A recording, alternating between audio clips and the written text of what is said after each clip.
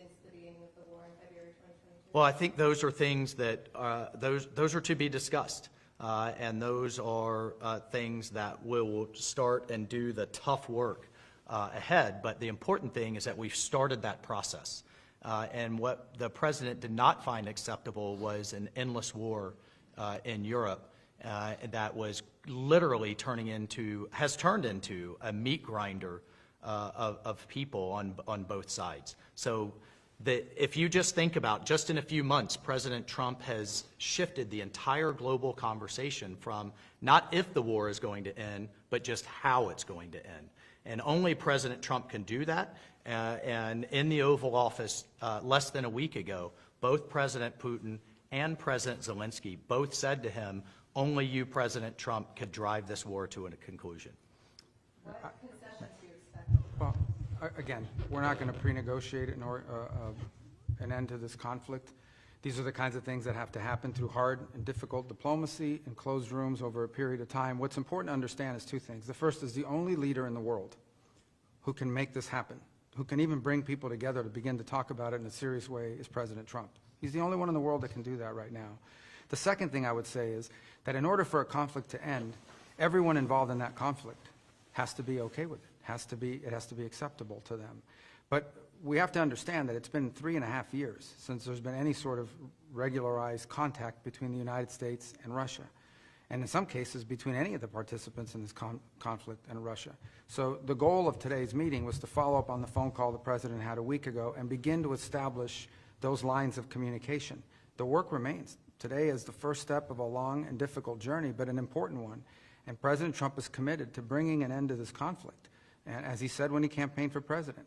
And he wants it to end in a way that's fair. He wants it to end in a way that's sustainable and enduring, not that leads to another conflict in 2 to 3 years.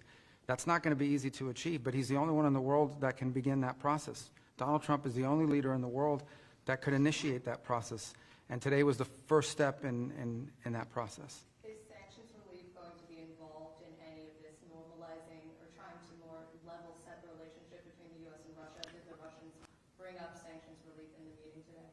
Well, sanctions are all the result of this conflict. There are sanctions that were imposed as a result of this conflict. And so I would say to you that in order to bring an end to any conflict, there has to be concessions made by all sides. We're not going to predetermine what those are. We're certainly not going to negotiate this today or in a press conference for that matter. But, and there are other parties that have sanctions. The European Union is going to have to be at the table at some point because they have sanctions as well that have been imposed.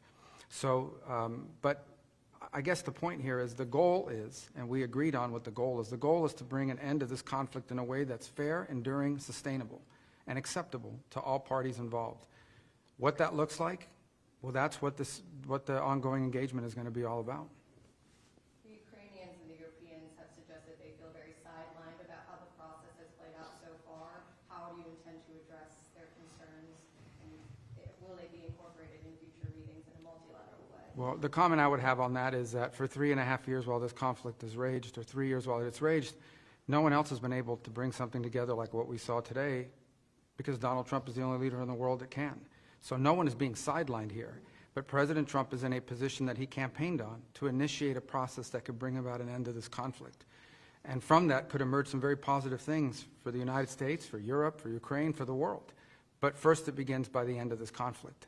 And so the only thing President Trump's trying to do is bring about peace. It's what he campaigned on. It's something the world should be thanking President Trump for doing. He's been able to achieve what for 2.5, 3 years, no one else has been able to achieve, which is to begin this process, a serious process.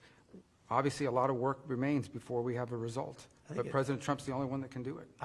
Look, it's common sense. If you're going to bring both sides together, you have to talk to both sides. And we'll continue to remind everyone, literally within minutes of President Trump hanging up with President Putin, he called and spoke with President Zelensky. So shuttle diplomacy has happened throughout history. It's happened all over the world.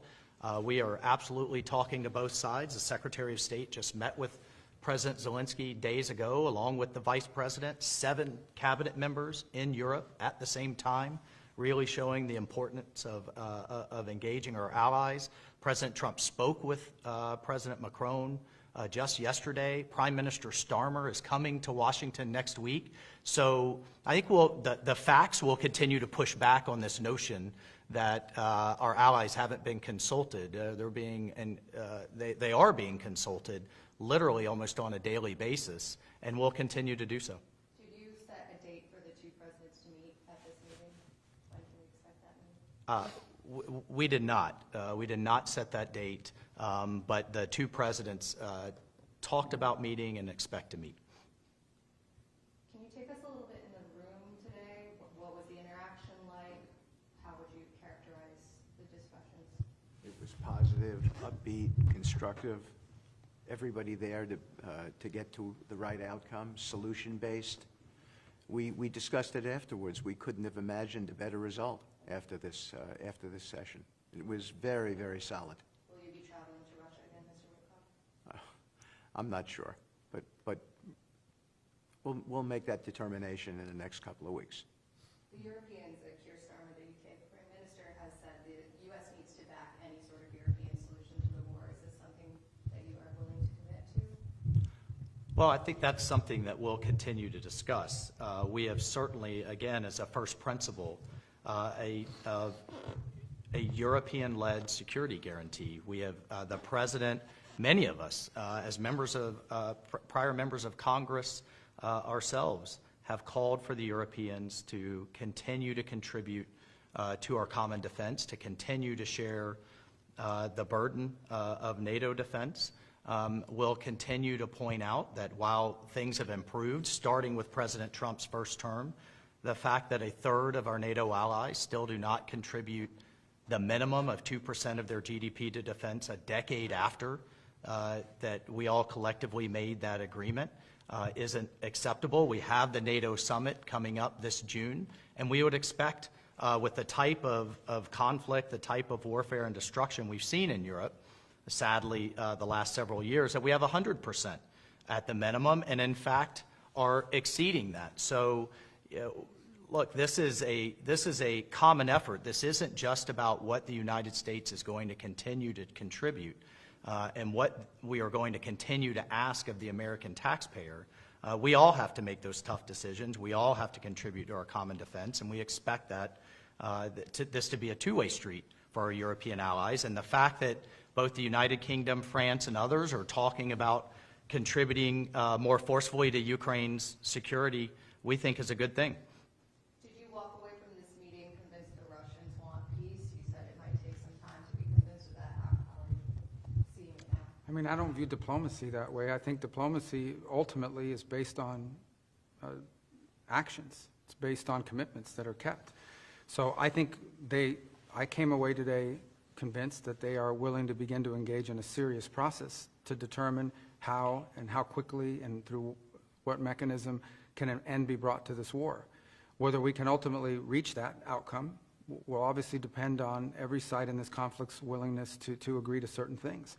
So I think it's important to have this meeting because we haven't really had much engagement with the Russians for almost 3 years.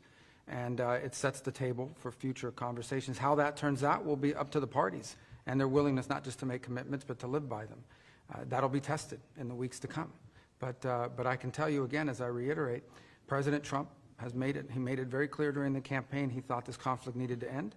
He's the only leader in the world that could have started a process that we saw here today, and this process is going to continue. And when you talk about an enduring and sustainable end of the conflict, it means one that's acceptable to everyone involved in it. And that obviously includes Ukraine, but also our partners in Europe, and of course the Russian side as well. Sorry, I didn't mean to jump in there, but I just wanted to also take a moment, I think on behalf of all of us and the President, to thank our partners in Saudi Arabia, to thank our hosts for bringing this together, and particularly the Crown Prince Mohammed bin Salman and his team. We are moving quickly, which means they moved very quickly to be such gracious hosts, and we certainly are all appreciative. Absolutely. As a last question, will the Saudis take on a more active mediation role as these talks move forward?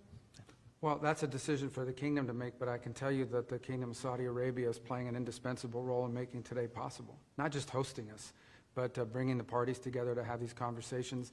I think it's something we're very grateful for, something we're very grateful for the partnership that we have with them on a host of issues, and this being one of them, where we thank them for doing it, and we hope that they will, I think they've offered, and I believe that they will continue to be helpful in any way they can. Thank you all. Really appreciate it. Thanks. Can I just add a couple, I'll be extremely brief, I know you're rushing quickly. So what is the next step now?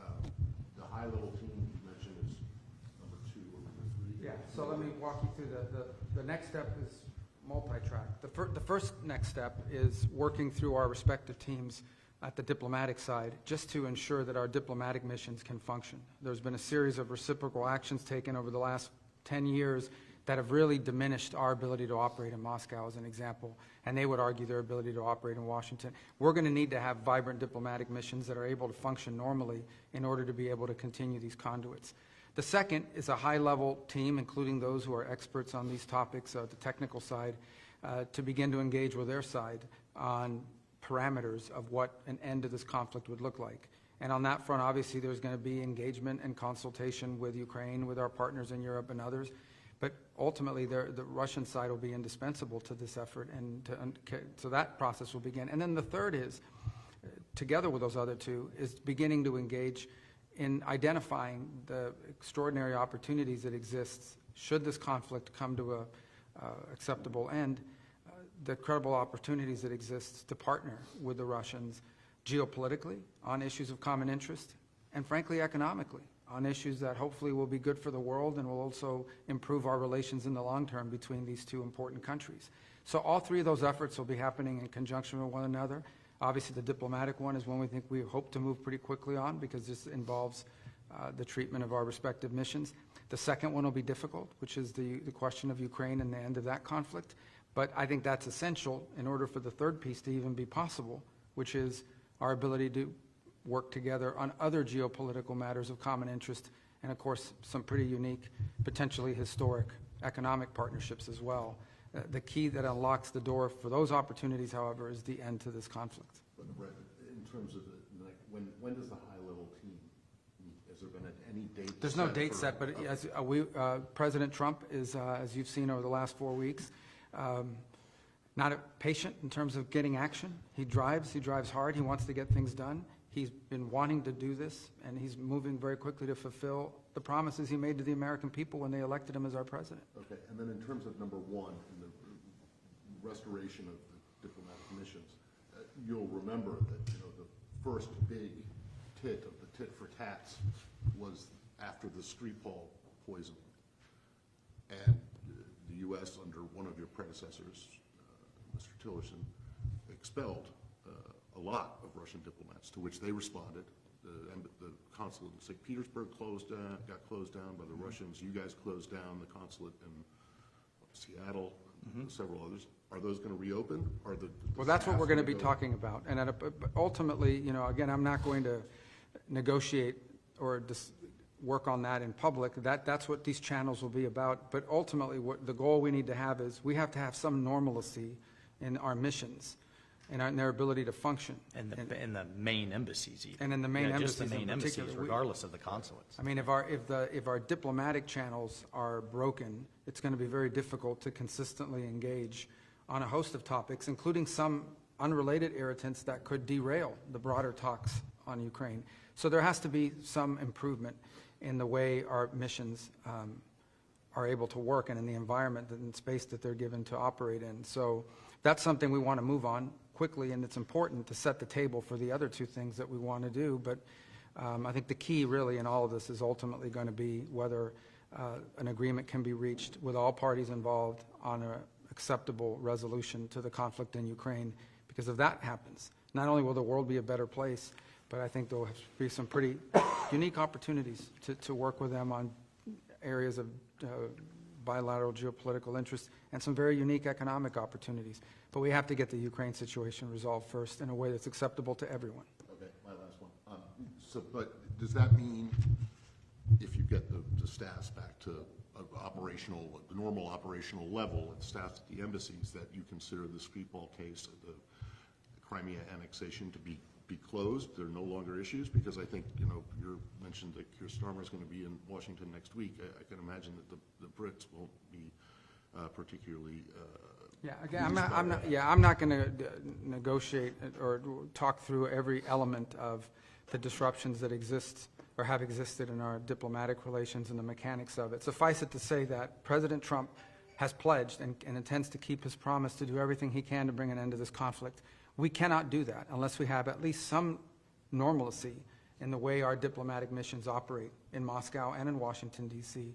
And so we need to work to improve that, and we're going to work with them to see what's possible within that context. Does that include removing Lavrov from rescinding sanctions that have been imposed? We're just not at that level of conversation yet, but so that's, there'll be a number of topics that'll have to be discussed along the way. We haven't even begun that process. Today was just an agreement to begin a process to talk about those things.